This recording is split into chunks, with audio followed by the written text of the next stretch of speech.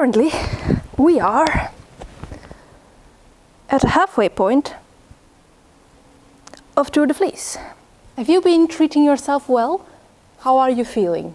Are you ready to do as much spinning as we have since June 29th? Well, I am. Let's get to it.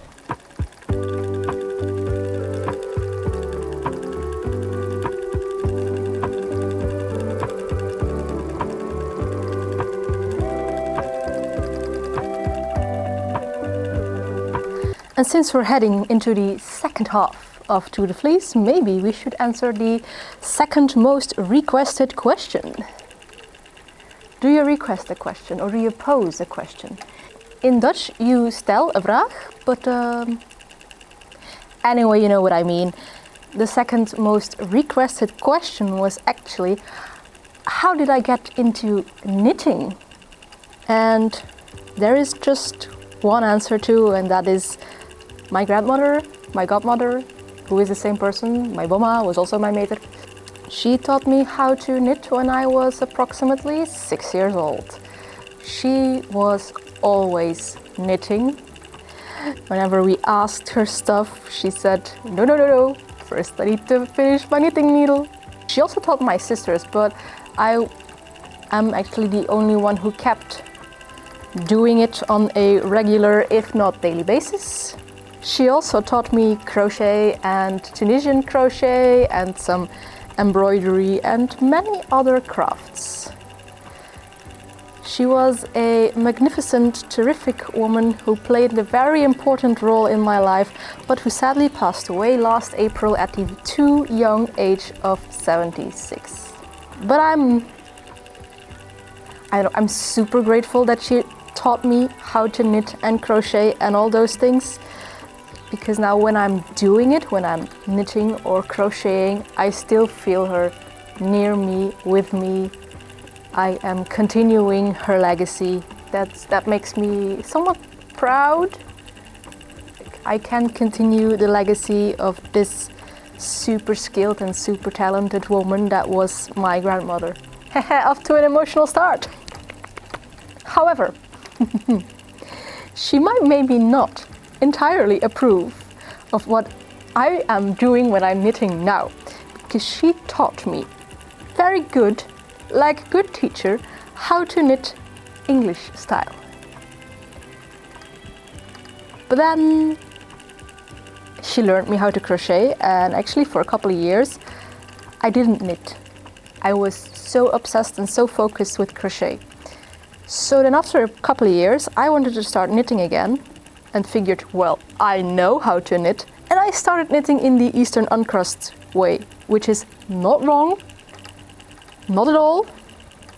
It's the way they knit in Eastern Europe, but knowing my grandmom, she would tell me that it is wrong.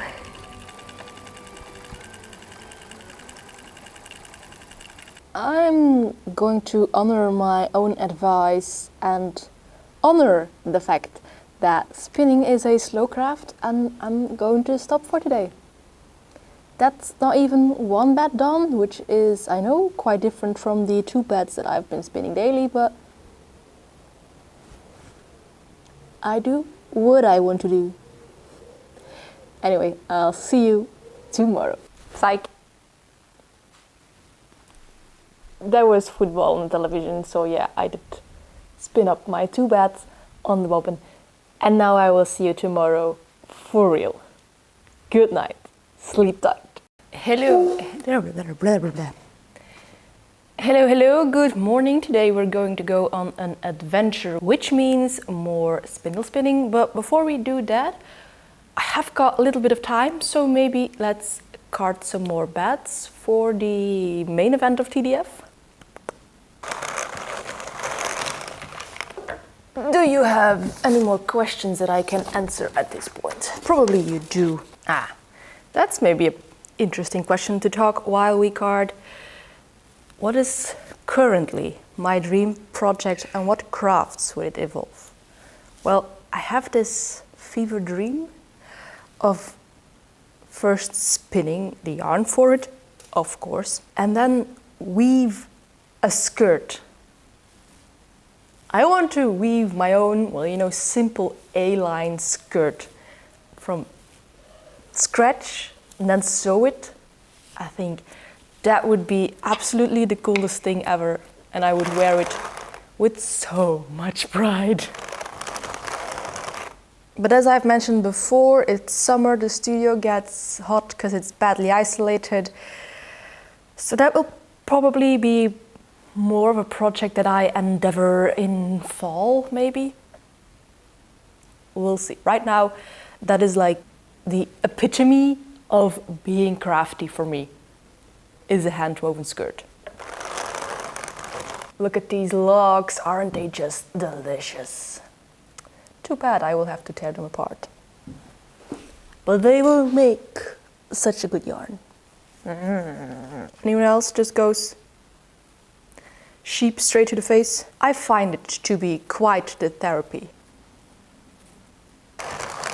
Now another question was whether I prefer carded or combed preps. And for me personally, that is another question that can only be answered with it depends. Right now, all I want to spin is fluffy woolen yarns. So that I prefer carded preps because that will give me that fluffy woolen, very airy yarn. But sometimes I don't want that, and then I want like a nice, smooth, super consistent yarn. And then I'll go for the combs because I know that they will ensure that there is no shorter bits, no naps, no nothing in my fiber prep. And then I get, this super smooth yarn that I desire at that moment. Drum carding is faster. That's just a given. And that might or might not skew your preferences to one side. It does not do that for me personally.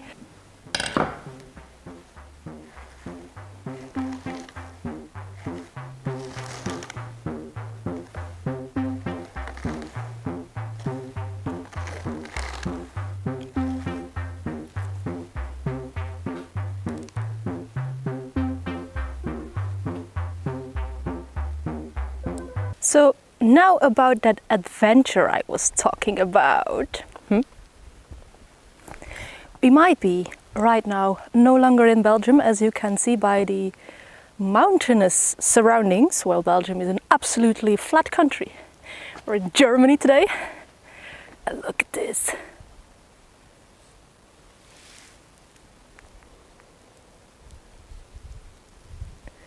Magnificent castle. We will find a nice spot over here to spin.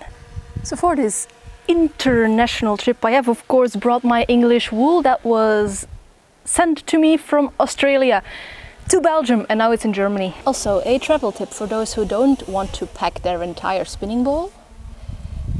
A seashell works just fine.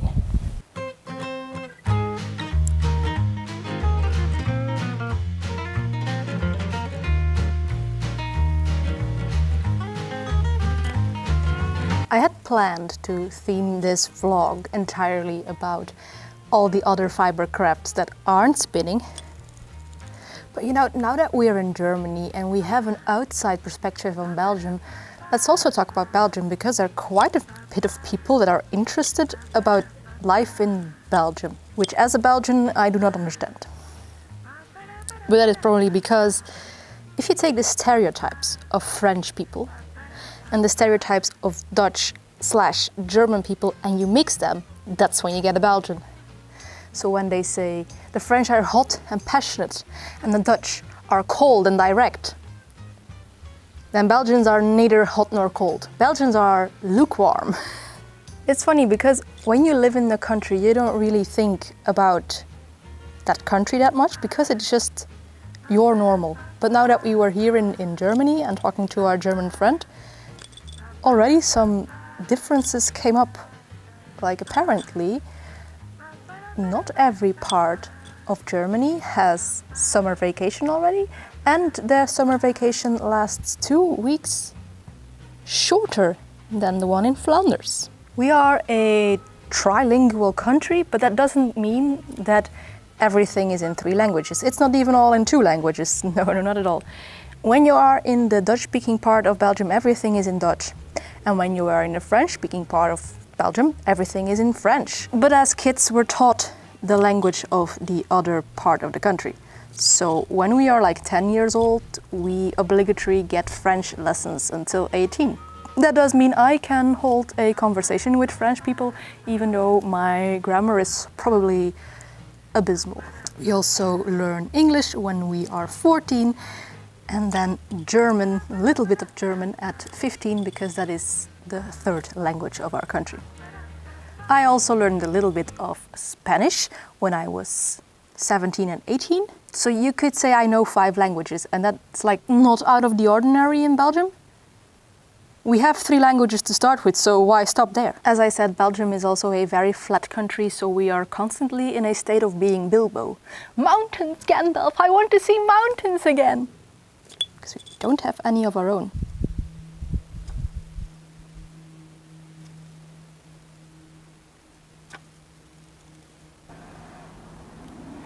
Why yes, this is a different castle, and also a different seashell.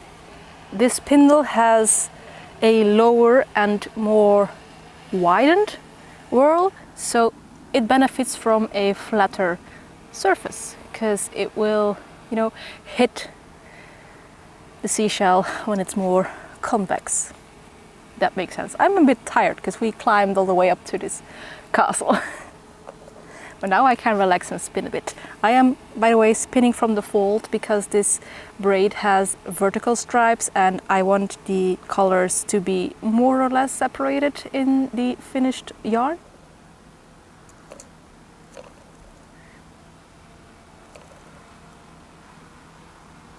And also just to show you what you were standing with your back against. That's what I call spinning with a view.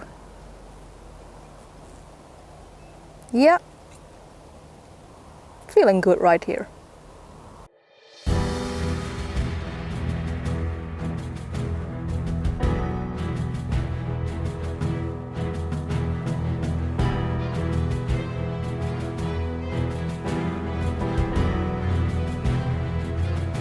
So now 1 plus 1 equals 67.2.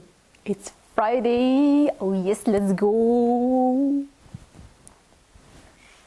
Spin, spin, spin is all what we are going to do this weekend. Well, no, because I have some appointments, but every free moment that we have, we shall spin this.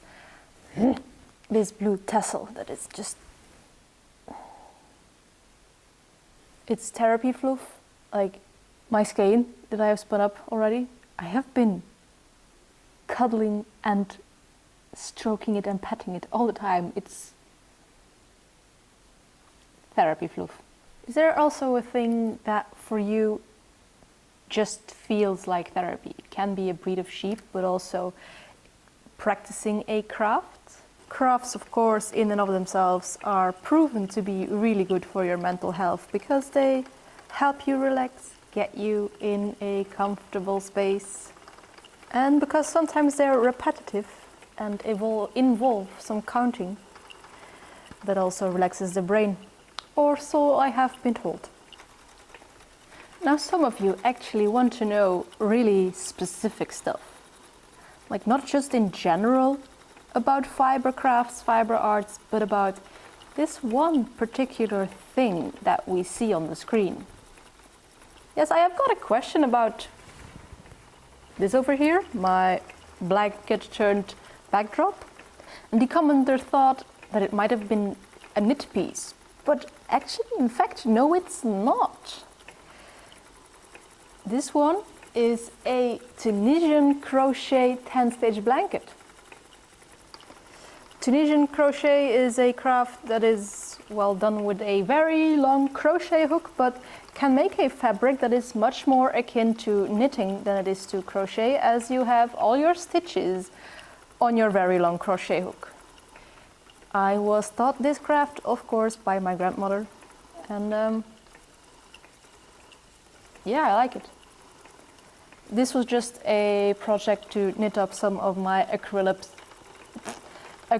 scraps. There's no real pattern, just if you Google 10-stitch blanket, you will probably find the basic construction of a blanket like this.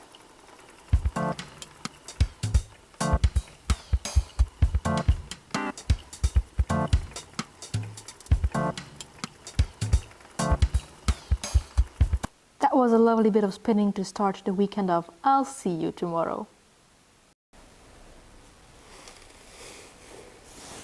We have a hitchhiker, friends.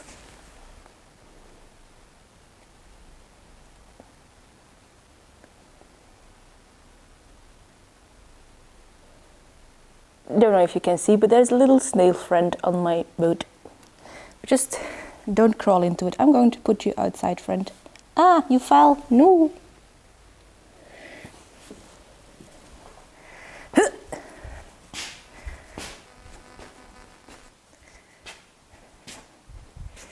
There you go, in the grass. So a lot of your questions were written in the form of how did you get into insert fiber art here? And while that is all fine and dandy to talk about, as I did in the beginning of the video, I also want to take a little moment to think about what did fiber arts get me into? For over the years, of course, I have dived deeper into the rabbit hole of the fiber arts, where I am now actually just starting from a sheep's fleece and then making the yarn, making the clothes. The only step deeper into the rabbit hole would be to actually own fiber animals. But every step that you go deeper into that rabbit hole is also a step of radicalization, I find, or that is at least what happened to me and what I also see happening to a lot of fiber friends on the internet. When the lore thickens, your eyes are opened to the atrocities of capitalism and fast fashion. With which I do not say that people that don't participate in fiber arts are not woke to the atrocities of capitalism. No. But it is that for me personally, the fiber arts were the catalyst. Once you start wondering, why is there no wool industry in Belgium anymore? That's the starting point for becoming a radicalized anti-capitalist. It really is. So yeah, ever since I got deeper into the fiber arts rabbit hole, I have completely stopped buying newly made clothes. Because every piece of clothing you own is handmade and probably made in less than ideal circumstances. I don't want to support that anymore, and fiber arts has gotten me to that point. So yeah, whenever you see me wearing a piece of clothing, you can be sure that it is either at least 5 years old, second-hand, or made myself. And I am wearing a combination of the three. This shirt I got when I was, I think, 18. 17 or 19, I don't know, somewhere around that. I am now 31. This skirt is second-hand, I got it at the thrift store, and this is a cardigan that I made myself with my yarn from my very first Tour de Fleece. So yeah, I bet a lot of you also have stories about the fiber arts to radicalized anti-capitalist pipeline. Tell me down below. Radicalize me even more.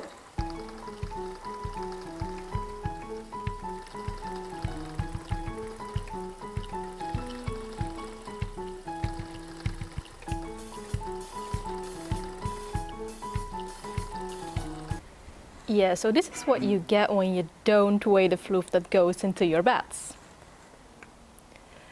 It's going to be one hefty plying bracelet once again. Let's go for the plying, and while we do, you can enjoy my husband's band in the background.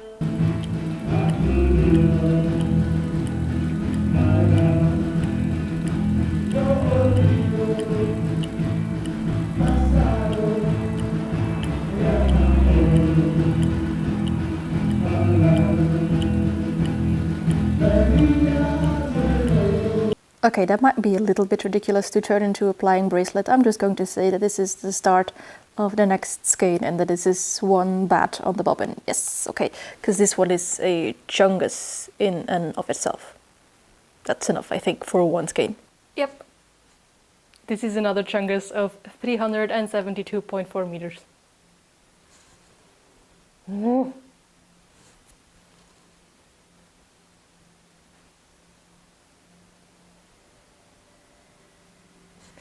I just love this Blue Texel so much. The finished object of this, which I think will be a cabled sweater, is just stuff of dreams, I think. I'm not going to take it off ever. Anyway, now I am going to have some fun with my mom. And while I'm doing that, you could look at what Team Chaos Goblin has been doing over the past couple of days. As usual, if you see an ad in front of their names, this is a social media account that I highly encourage you to check out.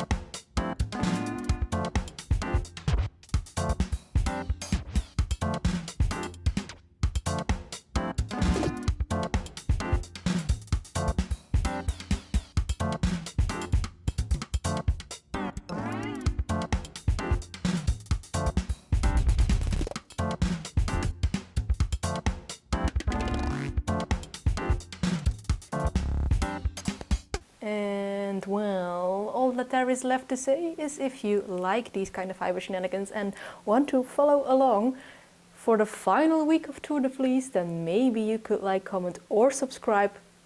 But of course, that is all up to you. And as for me, I will see you in the next vlog. Bye!